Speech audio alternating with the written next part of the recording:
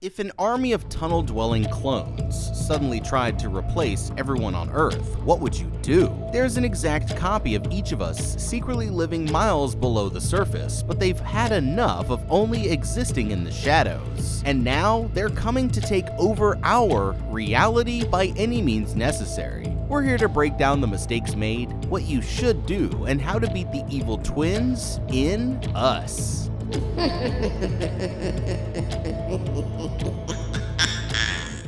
This family is about to have the strangest vacation of their lives. It's a bustling night on the Santa Cruz Beach boardwalk, with hundreds of tourists and locals coming out to ride the rides and lose their money on those rigged games. But one little girl named Adelaide is about to have the most horrifying experience of her life.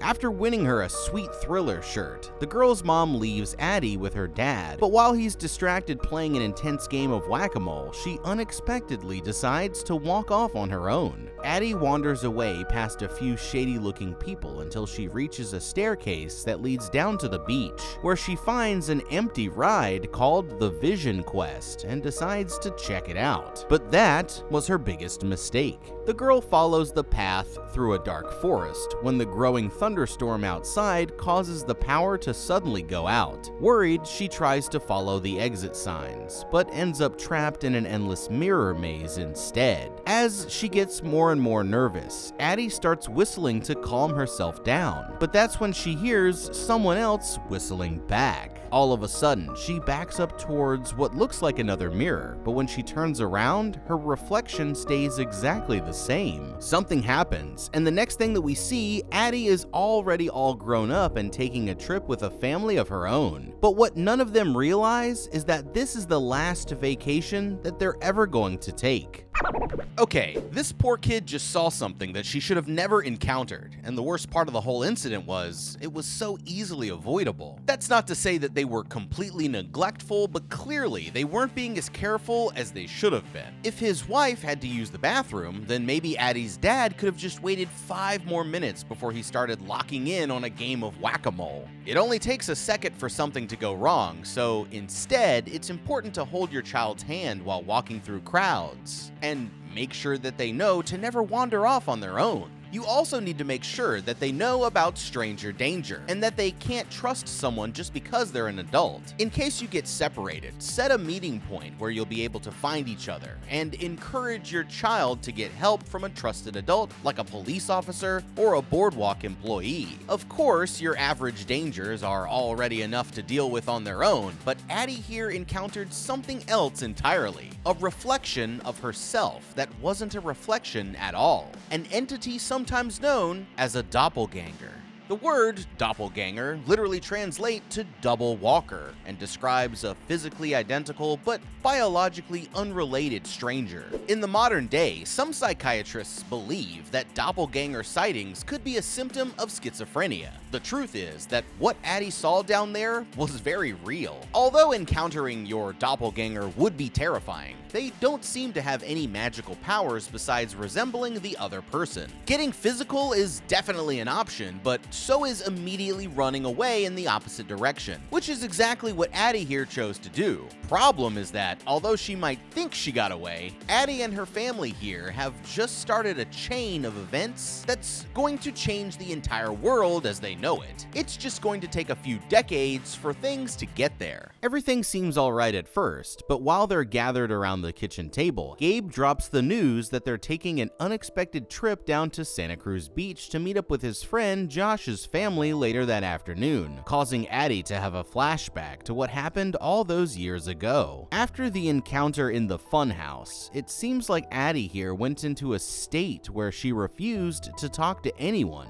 including her parents, for several years, and the truth about what she saw never came to the surface. At first, adult Addie refuses to go anywhere near that beach, and she keeps things vague when it comes to explaining why. But after being guilt-tripped into it by her husband, she reluctantly agrees to go on the condition that they leave before it gets dark. After a nerve-wracking day at the beach, Gabe quickly notices that his wife has been acting strangely since they got there, and that's when Addie blurts out that she already wants to go home. She explains that when she was younger, she encountered another girl who looked exactly like her in the Hall of Mirrors, not a reflection, but a real identical copy of Addie herself. She managed to get away, but for her whole life since, she's had this unshakable feeling that one day the girl would come for her again. The coincidences that she's been noticing all day have Addie worried that the double is somehow getting closer, and just then, the power to the house suddenly goes out, and Jason appears in their bedroom door saying that there are strange people standing at the edge of their driveway. Confused, the boy's parents come to have a look for themselves, and sure enough, there they are. A man, woman, girl, and boy just like them, all wearing strange red jumpsuits. Gabe here isn't nearly as concerned as he should be, but Addie, on the other hand, immediately begins to freak out, abruptly taking her daughter's phone so that she can use it to call the police. Since the call isn't technically an emergency, the dispatcher says that they won't be able to get an officer out there for at least another 15 minutes. But what they don't realize is that help is never going to arrive.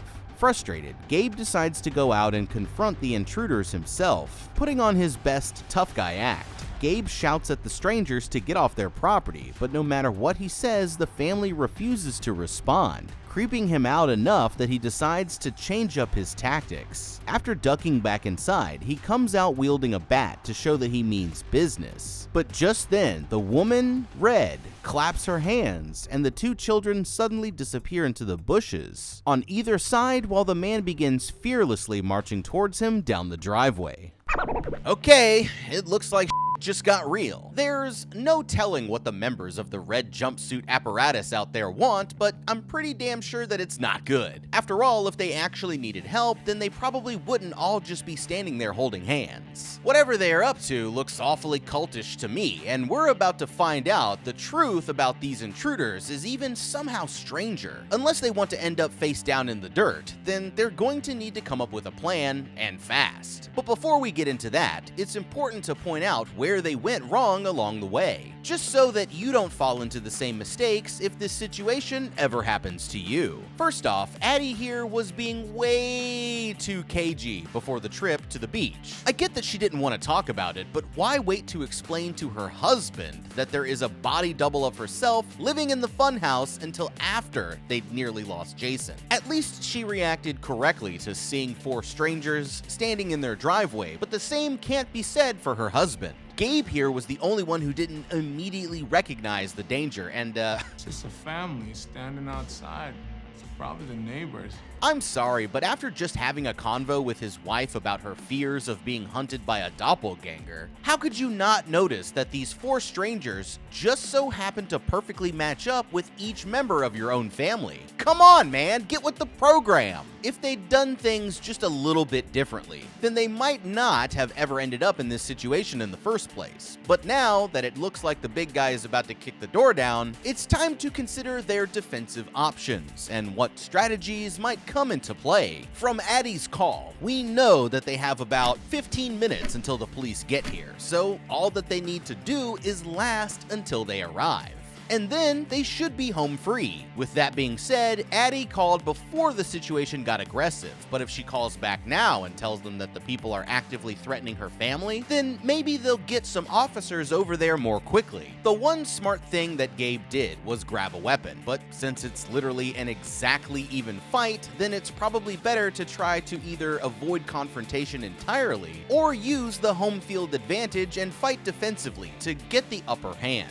The biggest problem is that they're not exactly working with the most defensible position. Their house is beautiful, but it also has floor-to-ceiling windows all over the place, which means that it won't take the strangers long to get in if they're set on it. One idea could be to get the car keys and sneak out as a group through the back door once the intruders are searching for them in the house. They'll need to be ready to fight in case they run into trouble, but Gabe should be able to hold off the attackers long enough for Addie and the kids to get to the car. You know, it would have been nice to get this plan into motion before the big guy was about to kick their door down. But hey, better late than never, right? Alternatively, they could try going for the boat instead and escaping across the lake. They also have a rowboat that they could use if they can't get the real boat started, and might even be able to swim to another house if they really needed to. We also know that their friends have a house on the lake as well, so I might try calling them for help after we'd gotten in contact with the police. Whatever they decide to do, everyone is going to have to carry their own weight here, so instead of only Gabe having a weapon,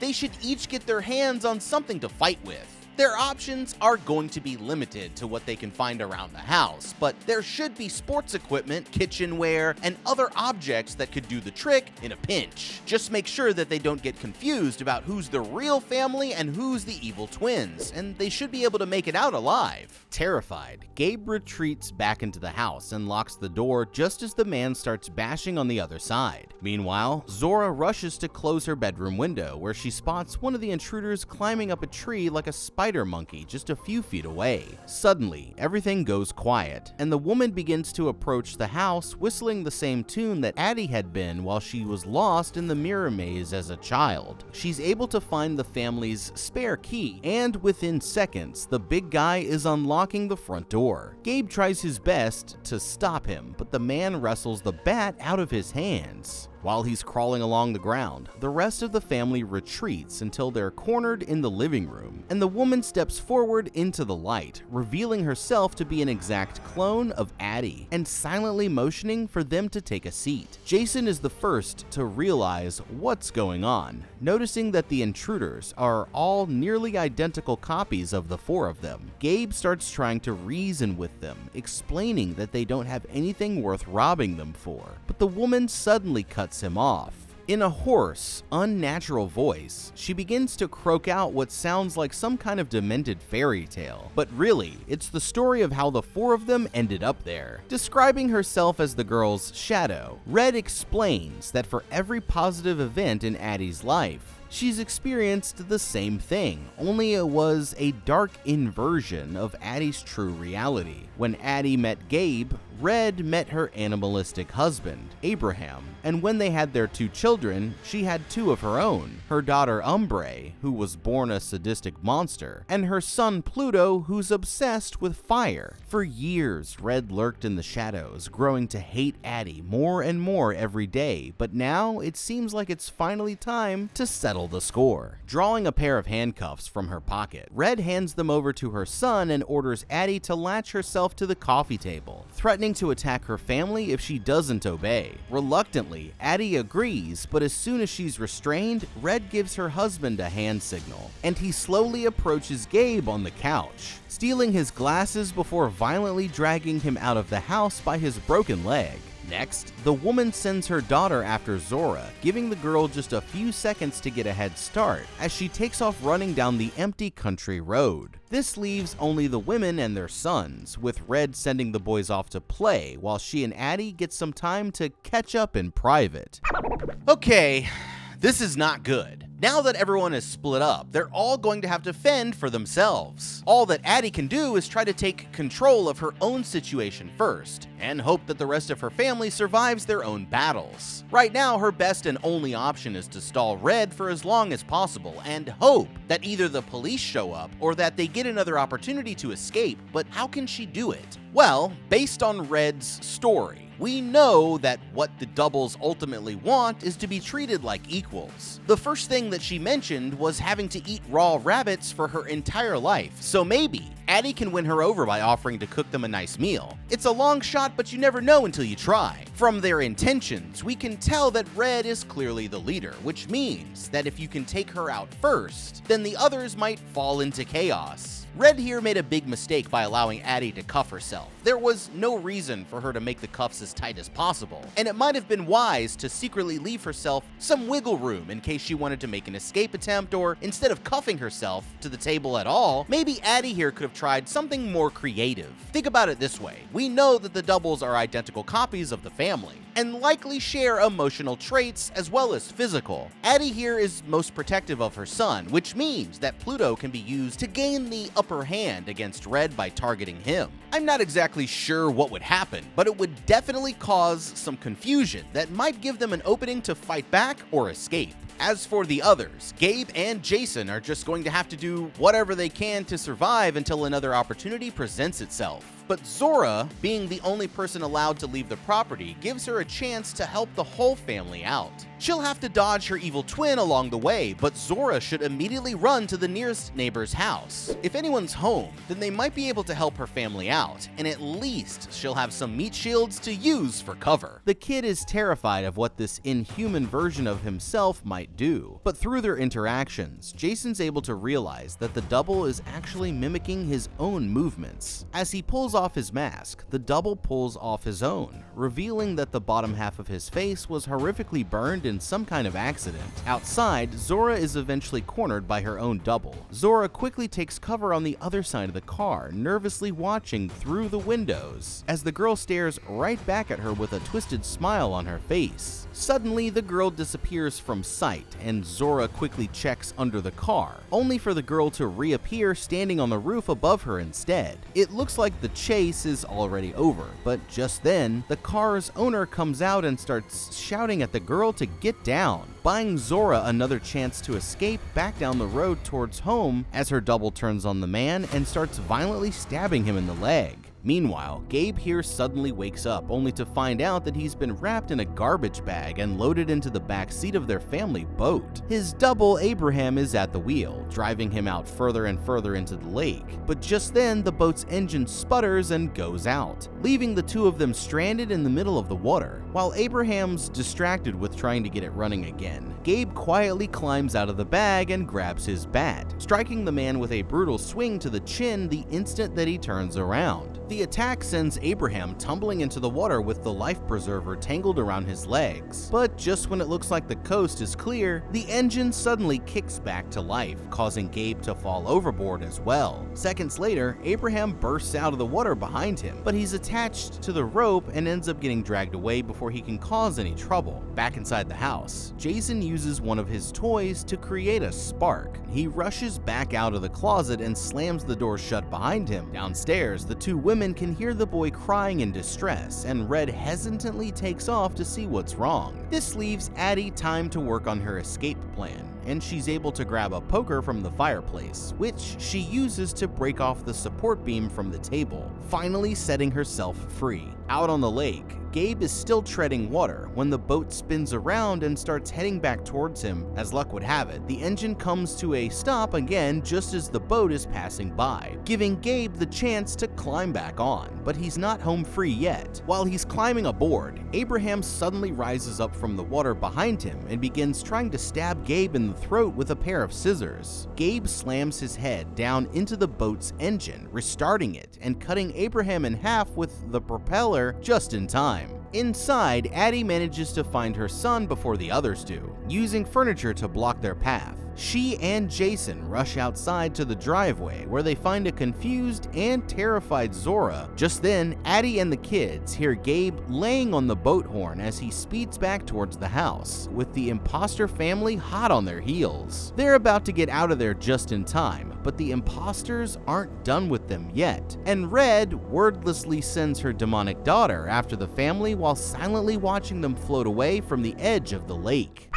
Okay, it looks like they're safe for now, but this nightmare isn't over just yet. They've all proven to themselves to be very capable survivors, especially Jason here, but they still need to get to safety, so the question is, what should they do next? Eventually, they're going to need to do something about these doubles. Even with Abraham down, they're still definitely a threat, but one helpful thing that we've learned about them is that the doubles don't seem to know their counterparts' exact and every move.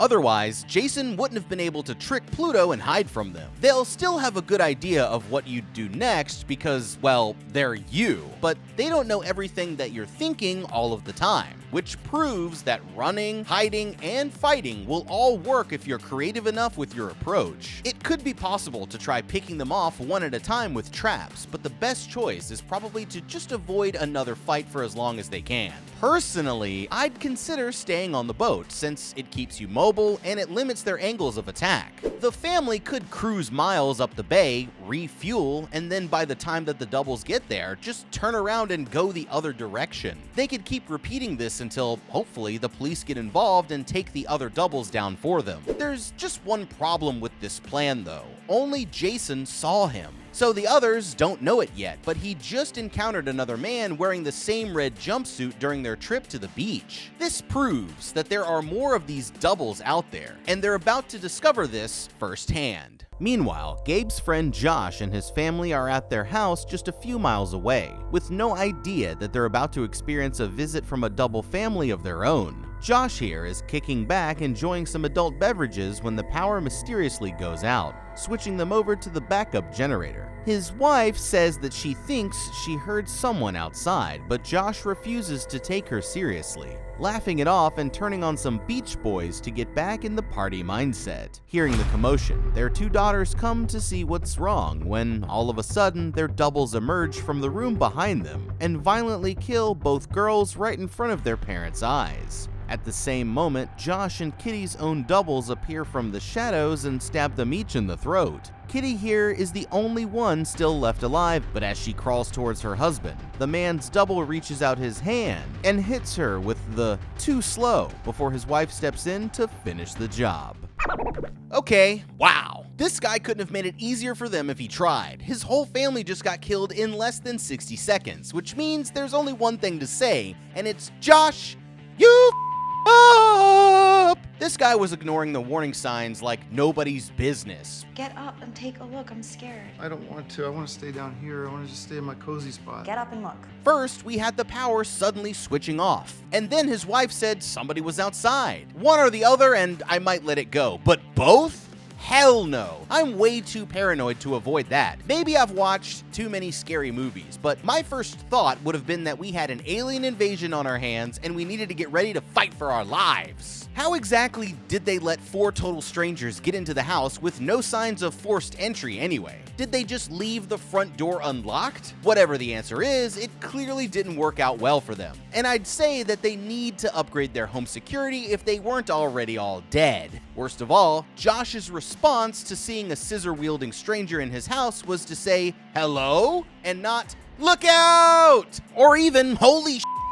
I mean, seriously, anything would have been better than what he gave us. He even saw the one coming for his wife and started to run in the opposite direction, but ended up running right into the evil version of himself. How heroic. When your entire family gets killed by doppelgangers while putting up exactly 0 fight, Josh, you f***ed up. Moments later, Addie and her family have all just arrived at the front door, but when Josh's double comes to answer, she can immediately tell that this isn't the same man that they know, and buries her fire poker in the side of his head. Unfortunately, it's not a killing blow, and the others suddenly appear to drag Addie into the house as evil Josh steps outside to confront Gabe. Thinking quickly, Gabe lures the man away while Zora and Jason are hiding nearby. Once they're sure that he's gone, the two kids cautiously enter the house, with each of them grabbing weapons as they begin searching the place for their mom. Hearing trouble up on the second floor, the kids start making their way up the stairs, where they see one of the doubles doing cartwheels at the other end of the hall. Suddenly, one of the girls lunges at them with her scissors, but Sora instinctively belts her in the side of the head with the putter.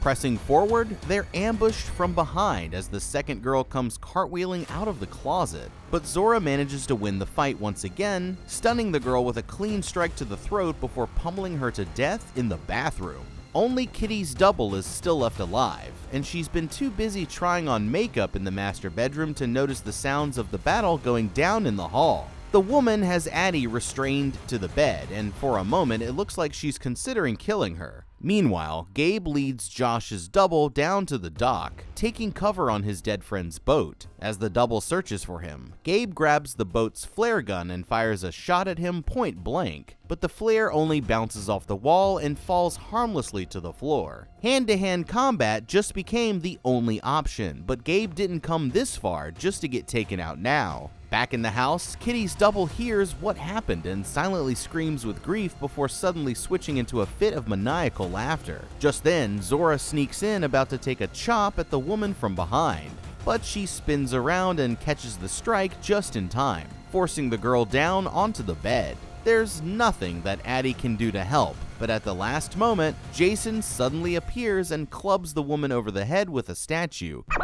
Okay, damn. Unlike Josh's family, these kids know how to handle business. Let's take a second to break down their strategy. They each grabbed solid weapons immediately, which was a good call. Instead of sneaking around the house and waiting for the doubles to attack, it might have been wiser to try baiting them into a trap where they could catch them by surprise. But Zora and Jason here didn't hesitate to swing when the time came, and for that, we salute you. It looks like they're about to have a brief moment of peace and quiet, but this is no time to get comfortable. It might seem gruesome, but now would be a good time to confirm the kills just in case, so that they don't come back for more. You know, it never hurts to double tap, as we're about to see in another minute. Otherwise, it's time to discuss what they should do next. When it comes to the doubles, now at least we can guess how many there are. One for every person who lives in the US. That's a lot of tunnel dwellers. But the good news is that not everyone may have lost their battle. Over time, they could try to group up with normal survivors and form a resistance. Or if that's impossible, then they could attempt to kill their doubles and take their place to blend in among the rest. It's not a perfect solution unless you're alright with living in a double-controlled world, but this also gives me another idea. I'm sure that Red believes that Abraham is dead, but she might not know for sure. Maybe Gabe could use the jumpsuit from Josh's dead double and trick Red into thinking that he's Abraham, allowing him to get close enough to hit her with the surprise killing blow. It's only a matter of time before the other doubles come looking, so the family should hold up here for as long as possible, but also have a plan to run at any moment's notice, and try to take at least one of them out in the process using some kind of trap if they can. Gabe here is about to suggest this idea only for Addie to shoot it down, but I have to say that it sounds like a pretty reasonable plan to me. If and when they do need to bail, then they should take Josh's boat and stay on it, because it will allow them to travel around safely while avoiding any more of the attackers on dry land. When the time comes that they're looking for a more permanent place to settle down, maybe try to find a tunnel, because after all, these people are doing all of this to take over the surface, so it seems like the last place that they'd want to look is back underground. The family regroups in the kitchen, where they once again try to get in contact with the police, but now not even the operators are picking up. Turning on the news, they realize that whatever's going on is happening all over the country, which means that if they're going to survive, then they're going to have to do it on their own. Thinking it over, Addie quickly decides that they won't be able to hold out in one place forever. She wants to keep running down the coast until they reach Mexico, and then take things from there if they're lucky enough to even make it that far. Confused, Gabe points out that they have supplies and shelter here at the house, but Addie insists that the doubles will know where they are. On their way out to the car, Addie realizes that she forgot the keys, forcing her to double back into the house. She quickly spots them sitting on the kitchen counter, but there is a problem. It looks like one of the girls' doubles is somehow back on her feet. With no other choice, Addie sprints for the keys and spins around with a frying pan just as the girl pounces on her from behind.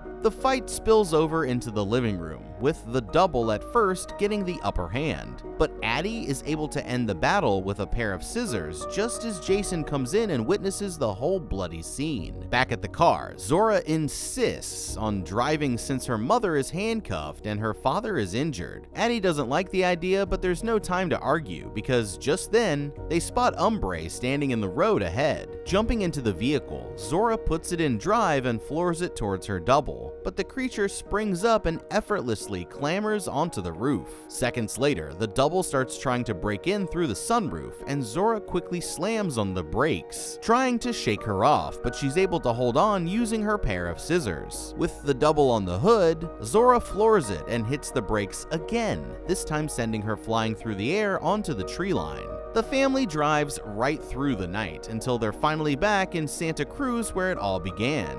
and as they turn a corner, they're suddenly confronted with another horrifying sight: their own car engulfed in flames and parked sideways to block the path ahead. Just then, Addie hears a suspicious noise from under the car, and when she backs up, Jason's double emerges from underneath. The woman takes her weapon and goes out to finish him off, leaving the others in the safety of the car. But that's when Jason realizes that it's a trap, and they all rush out just in time. Looking down, Addie notices a trail of gasoline leading back to the car, and the double reveals that he's holding a match, but before he can strike it, Jason remembers that the boy will mimic his own actions. Holding his arms out at his side, Jason begins slowly backing up, causing the double to do the same thing and back straight up into the roaring flames. It's a close call, but while they're all distracted, Red suddenly appears from just out of sight and grabs Jason, dragging him away before his family can even react.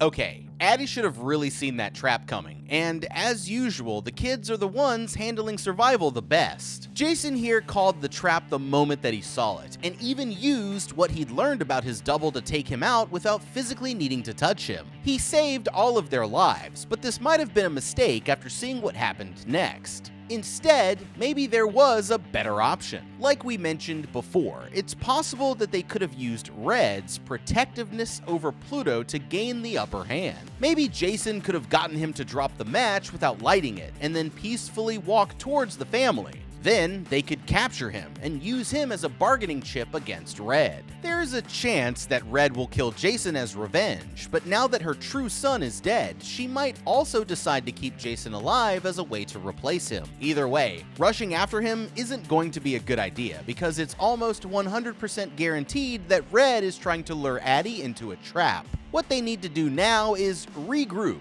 get their hands on some good weapons if they can, and then stick together and go after Jason as a family. The doubles seem to just kill their surface counterparts and really have no use for the things that you'd consider important in an apocalypse. This means that if they can find a sporting goods store, a police station, or even an abandoned car on the side of the road, then they might find some good equipment to fight back with against the doubles. Addie here already knows where the woman is going. The next fight is going to be on Red's home turf, so it's better to at least get prepared first when you know that you're definitely walking into a trap. Terrified, Addie blindly chases the double through the streets, instinctively following her path until it leads her right back to the funhouse on the beach. There, she sees a massive group of the doubles all holding hands in a straight line, creating a human chain to mimic the Hands Across America fundraiser. Once inside, Addie follows the maze until she eventually winds up at the same spot where she first encountered Red. Pressing on the wall, she finds that it's actually a hidden doorway into a sprawling system of maintenance tunnels that leads her deeper and deeper underground. That's when she encounters the strangest sight of all: a single working escalator that only goes down, leading her into a seemingly endless system of subway-style tunnels without another living soul anywhere in sight. Stepping into one of the rooms, she finds Red standing there alone in the darkness. Without turning around, the woman explains that she and her kind were created as a part of government experiment aimed at using them to control the surface population like puppets. When things didn't work out as planned, they were left to fend for themselves down here in the tunnels, losing their minds over generations, as they spent their lives disjointedly and confusedly mimicking the actions of those above. After encountering Addie and realizing that they were all just a dark imitation of the true reality on the surface, she rallied the other copies and spent decades preparing for their eventual escape, where they would kill their counterparts and experience life outside of the tunnels for the first time. But there's still one more loose end left to tie up, and the two women begin circling each other around the room like a choreographed dance. Red is the first to strike, disarming Addie and easily overpowering her. But instead of going in for the kill, she decides to let the woman go. Picking herself up, Addie goes back on the offensive, but the double counters her again and retreats out into the hallway. No matter what Addie tries, she can't land a single strike against Red, and for the moment, it seems like there's no chance that she's going to win this battle. After slicing her in the side, Red falls back into a room full of bunk beds and waits for her in the shadows. Addie stumbles in after her, but just when Red is about to deliver the final blow, Addie spins around and uses the double's own momentum to impale her with the fire poker. With the double mortally injured, Addie pins her to one of the beds and uses her handcuffs to break the woman's neck, and to her relief, she finds a terrified Jason hiding in a locker nearby. Returning to the surface, they regroup with Gabe and Zora, who've been hiding out in an ambulance. There's nothing left to do but drive home, now that all of their doubles are dead, or at least that's what they think. Just then, Addie begins to have another flashback, and it's revealed that she has been the double all along, having knocked out the real Addie during their first encounter and taken her place on the surface instead. Jason seems to suspect her, but there's no point in overthinking it now, and they drive out into the countryside as the chain of doubles joins hands across their new world. But what would you do? If I were just chilling at home and evil me showed up in a red jumpsuit, I'd offer him a peace offering of some sort. And if that didn't work, then I'd stab that mother to death. No question. But let me know down in the comments what you would do. Thank you so much for watching. Leave a like and subscribe, and check out that How to Beat playlist for more videos just like this one. I'll see you in the next video, and have a damn good day.